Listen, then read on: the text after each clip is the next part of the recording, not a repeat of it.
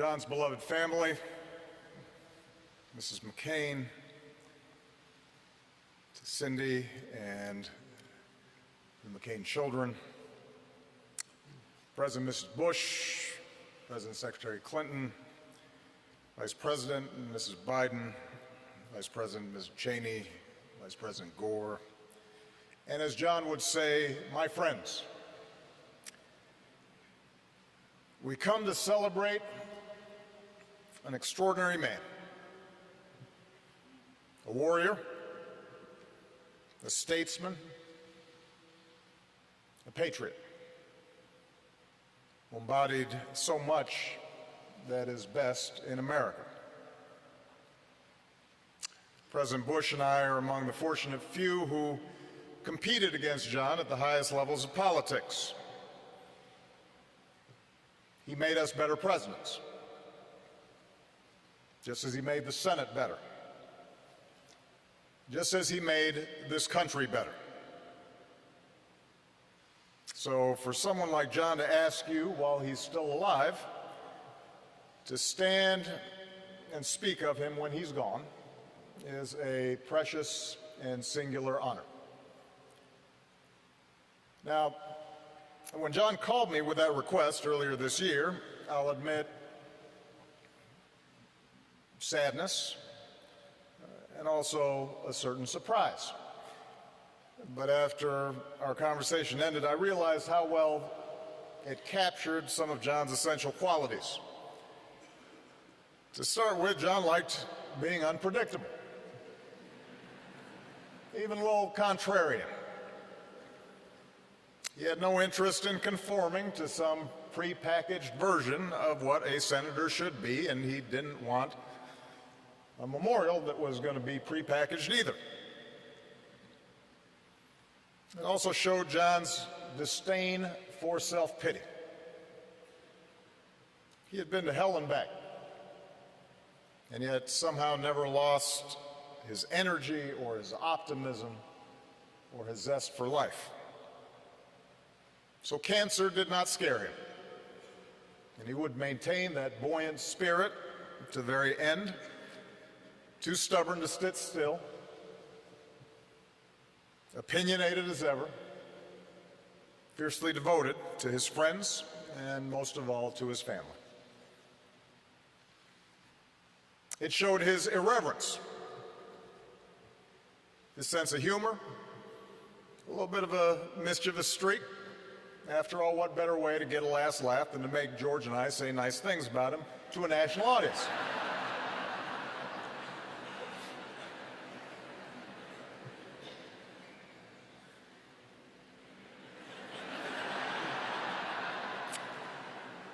And most of all, it showed a largeness of spirit,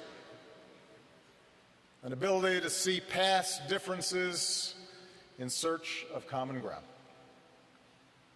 And in fact, on the surface, John and I could not have been more different. We're of different generations. I came from a broken home and never knew my father. John was the scion of one of America's most distinguished military families. I have a reputation for keeping cool. John, not so much.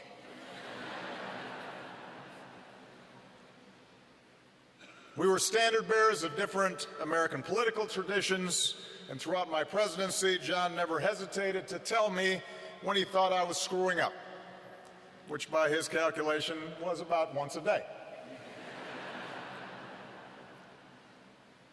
But for all our differences, for all the times we sparred, I never tried to hide, and I think John came to understand the long-standing admiration that I had for him. By his own account, John was a rebellious young man. In his case, that's understandable. What faster way to distinguish yourself when you're the son and grandson of admirals than to mutiny? Eventually, though, he concluded that the only way to really make his mark on the world is to commit to something bigger than yourself.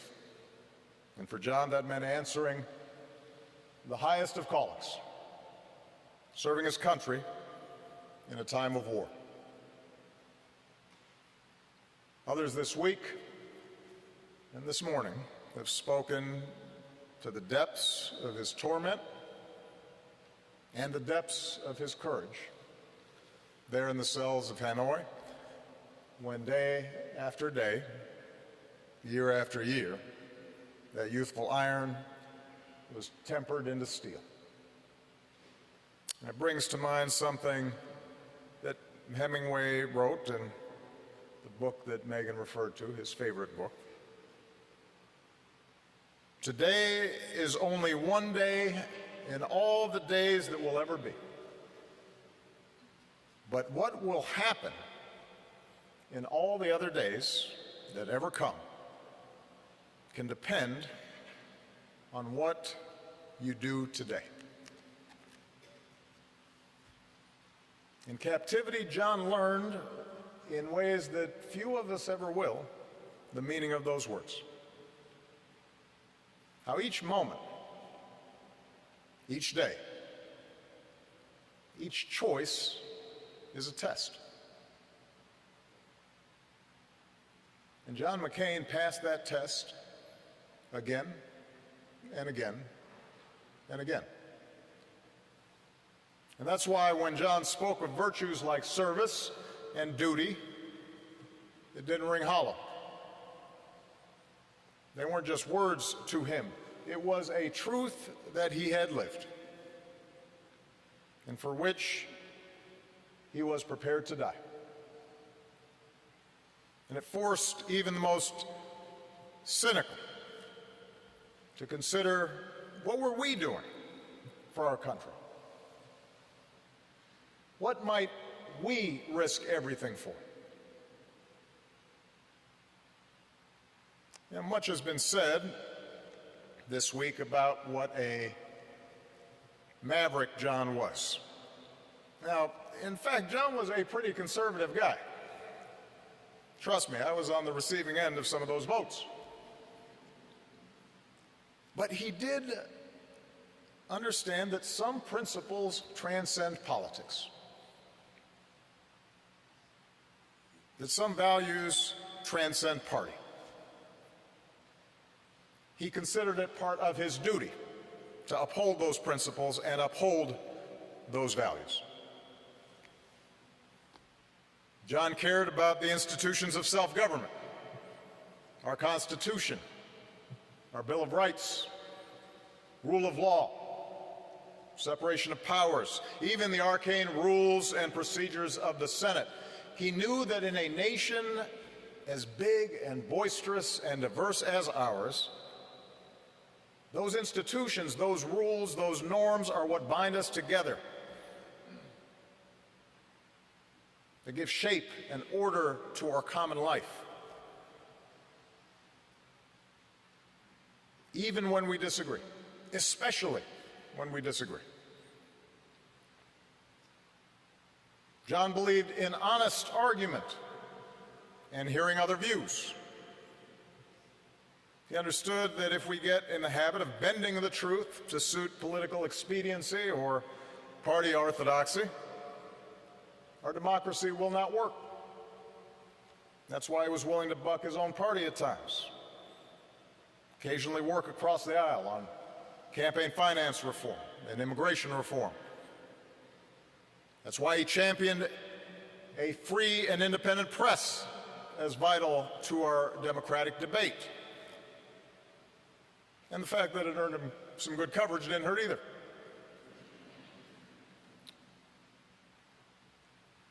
John understood, as JFK understood, as Ronald Reagan understood, that part of what makes our country great is that our membership is based not on our bloodline, not on what we look like, what our last names are.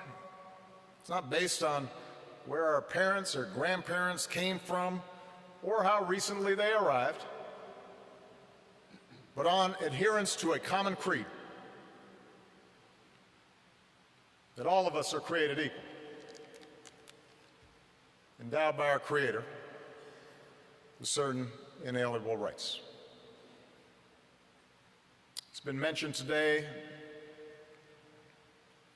and we've seen footage this week of John pushing back against supporters who challenged my patriotism during the 2008 campaign. I was grateful, but I wasn't surprised. As Joe Lieberman said, it was John's instinct.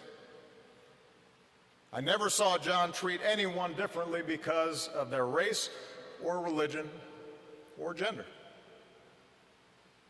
And I'm certain that in those moments that have been referred to during the campaign, he saw himself as defending America's character, not just mine. For he considered it the imperative of every citizen who loves this country to treat all people fairly.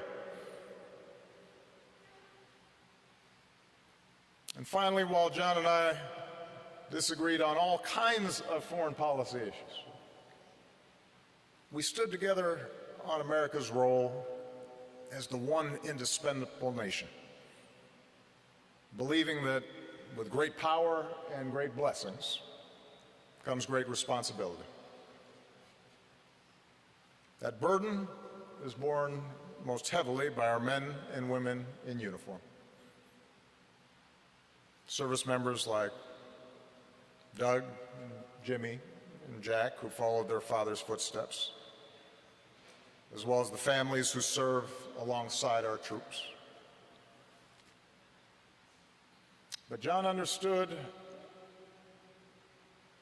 that our security and our influence was won not just by our military might, not just by our wealth, not just by our ability to bend others to our will, but from our capacity to inspire others with our adherence to a set of universal values like rule of law and human rights, and an insistence on the God-given dignity of every human being. And of course, John was the first to tell us that he was not perfect. Like all of us who go into public service, he did have an ego.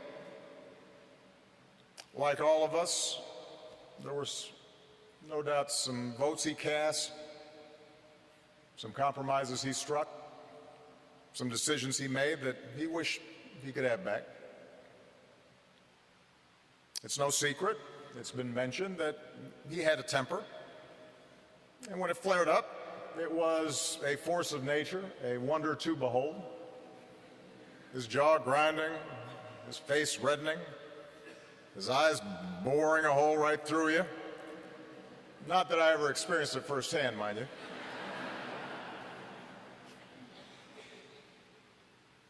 But to know John was to know that as quick as his passions might flare, he was just as quick to forgive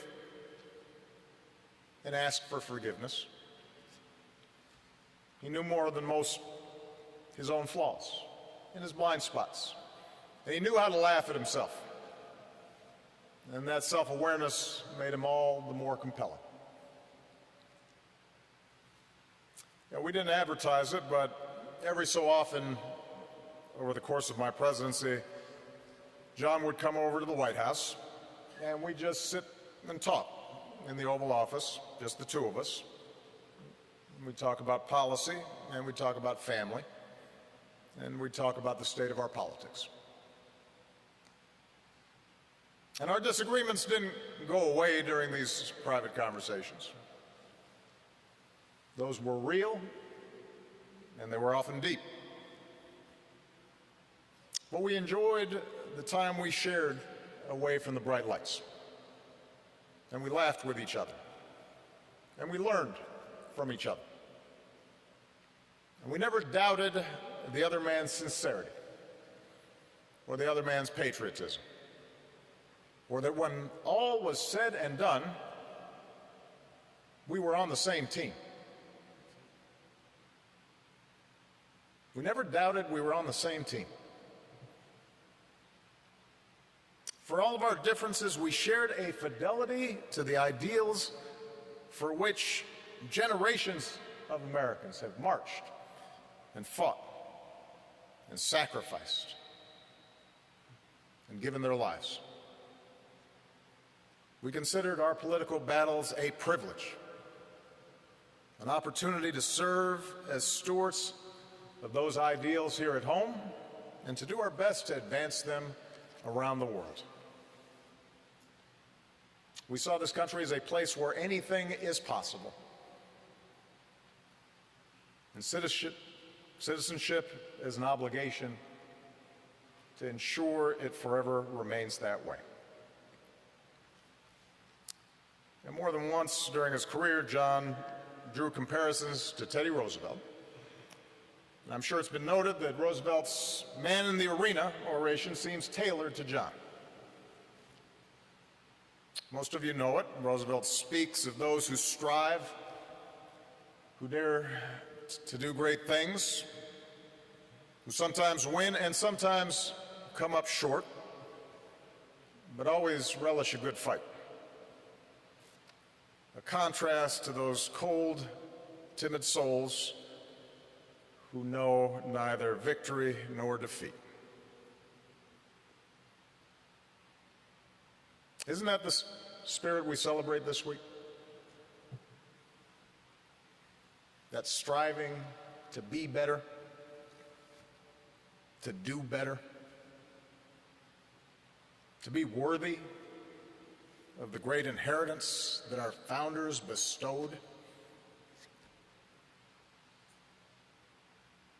So much of our politics, our public life, our public discourse can seem small and mean and petty. Trafficking in bombast and insult and phony controversies and manufactured outrage. It's a politics that pretends to be brave and tough, but in fact is born of fear. John called on us to be bigger than that. He called on us to be better than that. Today is only one day in all the days that will ever be. But what will happen in all the other days that will ever come can depend on what you do today. What better way to honor John McCain's life of service than, as best we can, follow his example?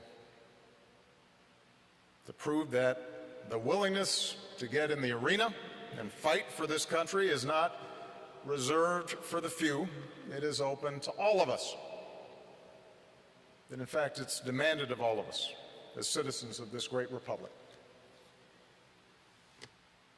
That's perhaps how we honor him best. By recognizing that there are some things bigger than party or ambition or money or fame or power, that there's some things that are worth risking everything for. Principles that are eternal.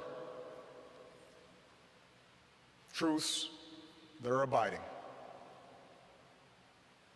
At his best, John showed us what that means. For that, we are all deeply in his debt. May God bless John McCain. May God bless this country he served so well.